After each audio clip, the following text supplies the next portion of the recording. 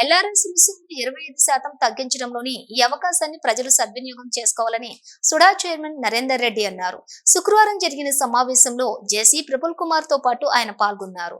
చివరి తేదీ ఈ నెల 31లోగా దరఖాస్తులు చేసుకోవాలని సూచించారు. గౌరవనీయులు సుడా చైర్మన్ గారికి, సిపిఓ గారికి, ఇక్కడ వచ్చినంత మీడియా మిత్రులు అందరికీ నమస్కారం. సో ప్రభుత్వం ఒక ఎల్ఆర్ఎస్ పైన ఇప్పుడు ఒక కొత్త నిర్ణయం తీసుకున్నది. సో దీని ప్రకారం ఇప్పటి వరకు ఎల్ఆర్ఎస్ అప్లికేషన్ ద్వారా క్రమబద్ధీకరణకి అప్లికెంట్స్ ఎవరెవరు అప్లికేషన్ పెట్టుకున్నారో వాళ్ళకి ఇప్పుడు ఒక మంచి అవకాశం ఈ ప్రభుత్వం ఇవ్వాలన్నది నిర్ణయించుకొని ఇప్పుడు ఎవరైనా మార్చ్ 31 ఈ సంవత్సరం మార్చ్ 31 లోపల ఫీజు అనేది వాళ్ళు ఎంత ఫీజు ఉందో అంత కట్టిస్తే వాళ్ళకి 25% ఒక రిబేట్ అన్నది ఇవ్వడం